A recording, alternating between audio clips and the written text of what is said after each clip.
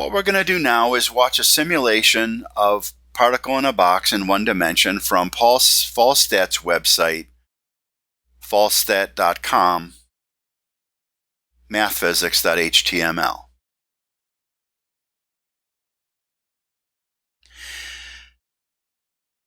I'm going to post this simulation in two places. It'll be here at the end of lecture C6, and it will also be C6b for people who skipped over 6 but might still be interested in seeing the simulation. You don't need to watch it twice, so it's identical in both locations.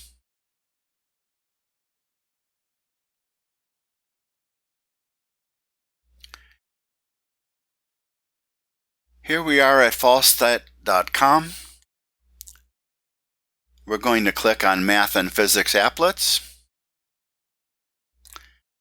He has applets for a number of math and physics cases: oscillations and waves, acoustics, signal processing, electricity and magnetism, electrodynamics, quantum mechanics, hydrogen atom applet. That's pretty interesting. We're not going to cover that.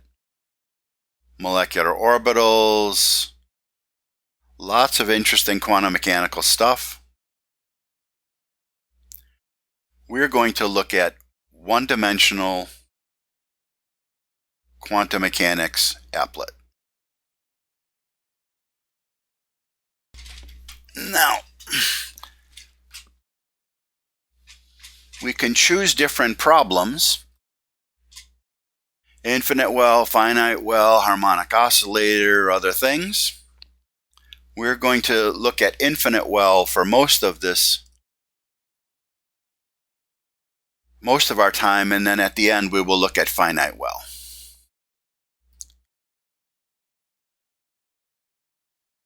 We have different portions to the screen. This upper portion is showing us different energy eigenvalues. It's hard to see down here because they're closely spaced, but you see that they get spaced out more as we go to higher values. I don't think I can expand this section to show us. Now, this second section here, I currently have it showing us the probability density. So that's this curve. And you see that the color is changing. That's the phase. Phase is getting mapped to colors.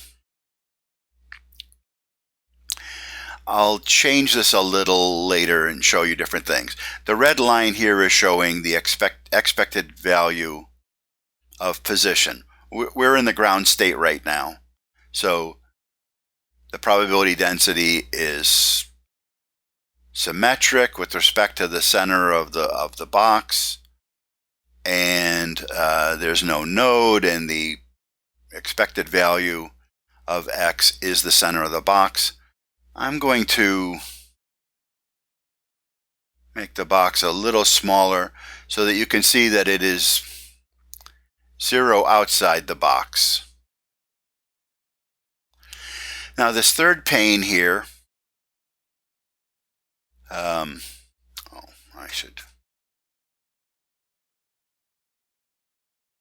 third pane here is momentum, but I can't expand this horizontally, so it's hard to see the momentum. This fourth pane here, this is called phasors. It's the amount of different eigenfunctions that are included in the wave function, the amount and phase. I'll explain this a little later. Now, we can view the wave function as probability or as the wave function, but the wave function is complex, so it has a real part, an imaginary part, it has a magnitude. If we want to look at the wave function, not the probability, well, Well, let's do real and imaginary parts.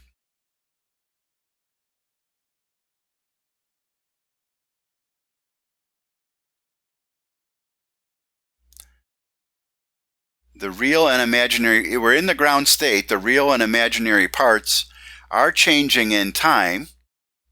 We know that because it's the time dependence is e to the minus I e sub 1 t over h bar. So the real and imaginary parts are changing.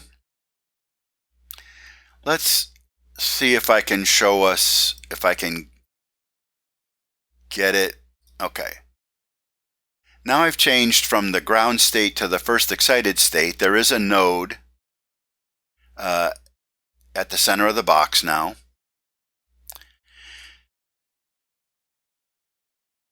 So we're seeing the first excited state wave function, real and imaginary parts. We're seeing the real and imaginary parts of the momentum here.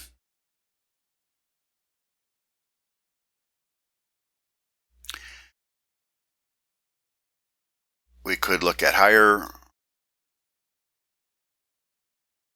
energy eigenstates.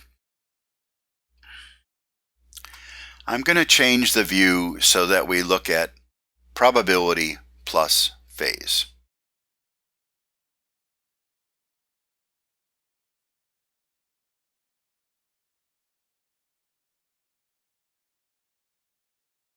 Now, when we look at probability plus phase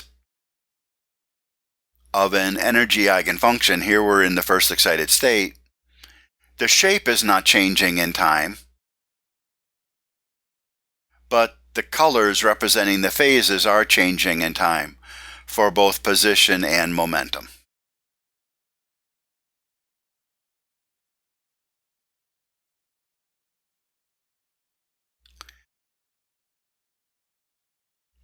Now what we're going to do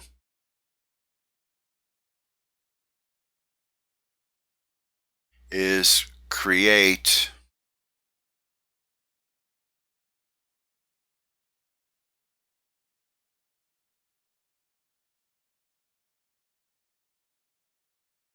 a superposition state consisting of the ground state plus the first excited state.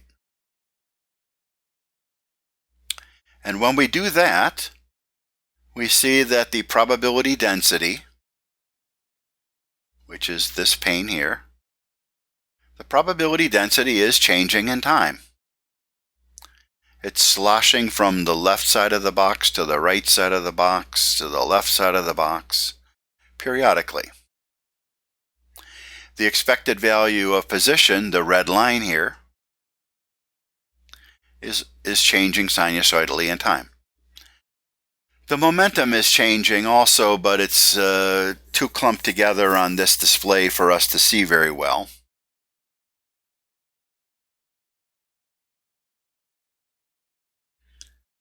We can speed this up some.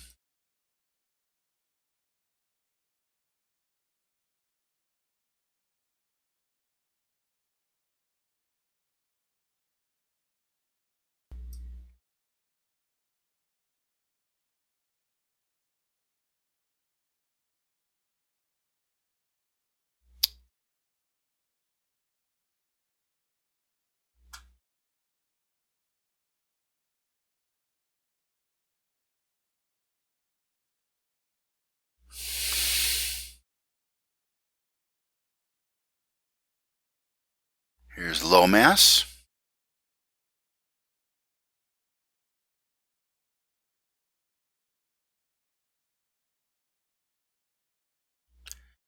And for large mass, the energy levels became closer together.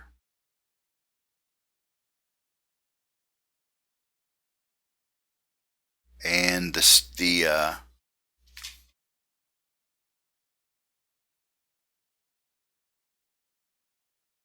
energy levels became smaller, the energy eigenvalues, and so the period became larger, so slower.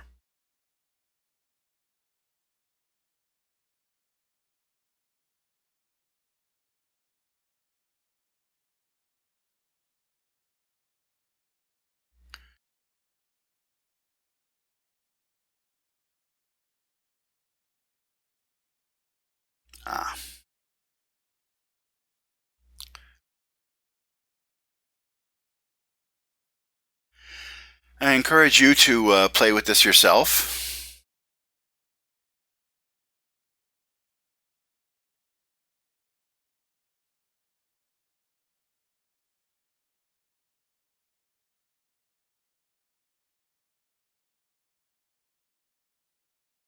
Now we're going to do something that the simulation allows us to do. We're going to measure the energy. We're in a superposition state consisting of the ground state plus the first excited state. When I click this, we will measure energy. When we do that, we collapsed to, in this case, the first excited state. Now, if we remeasure energy, we can remeasure energy all we want, and it's always going to, we're in an energy eigenfunction now, so measuring energy is not going to change anything. Let's see if I can go back.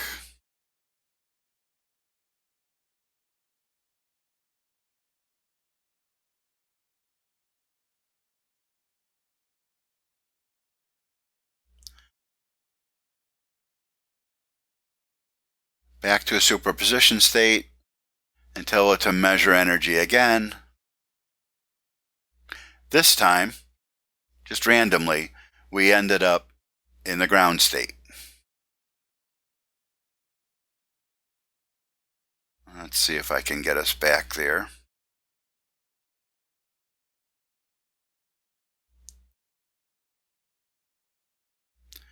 Okay, we're back in the superposition state. Now I'm going to ask it to measure position. What do you think will happen? Boom! Look at all these phasors. When we measured position, we got a value of position. We don't know what it is, but we then got put into a state which is not an energy eigenstate at all. It's a combination of all of the energy eigenstates.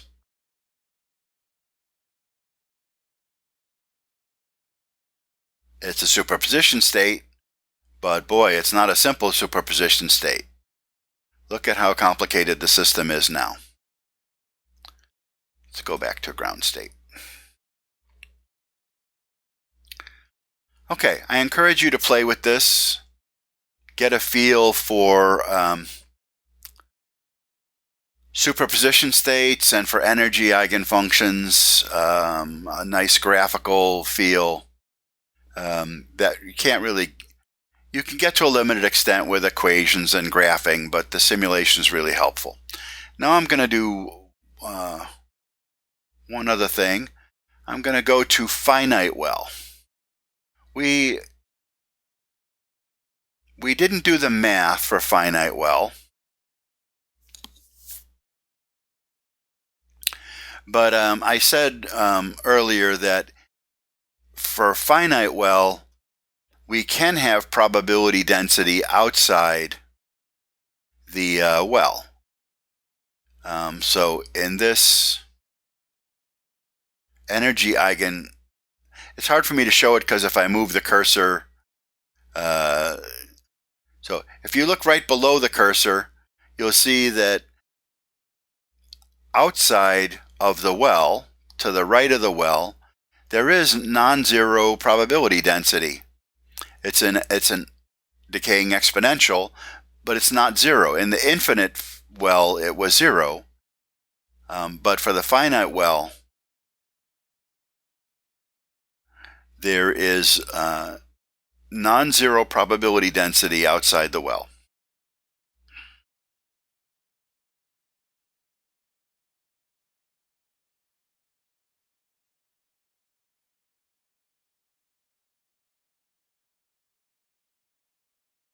Now let's reduce the well depth. Can't really see it very much anymore, but I broke the simulation. It turns out in one dimensions, no matter how small the well is, the depth of the well, there always is still a bound state. That need not be true in 2 dimensions and 3 dimensions, but in 1 dimension it is. Let's reduce the well width.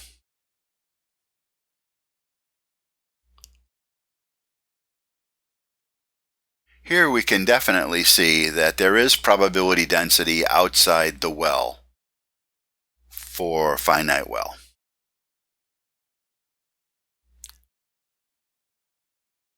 Okay. If you want, you could play with harmonic oscillator.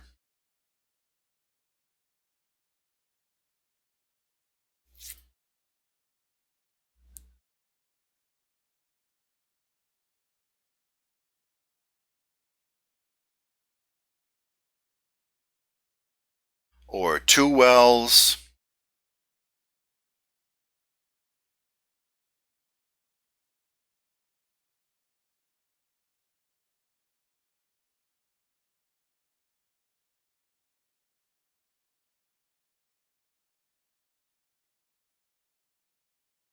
Or other cases.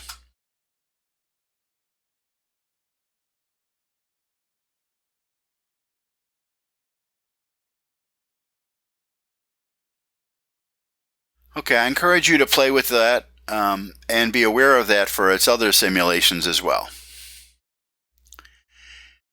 This is the end of our treatment of particle in a box in 1 dimension, both energy eigenfunctions and superposition states. We're done. Next lecture, C7, we're going to wrap up spatial issues by identifying issues that we're not going to cover in this introductory lecture series that you would get if you take the MIT course or you read a book. This is the end of lecture C6.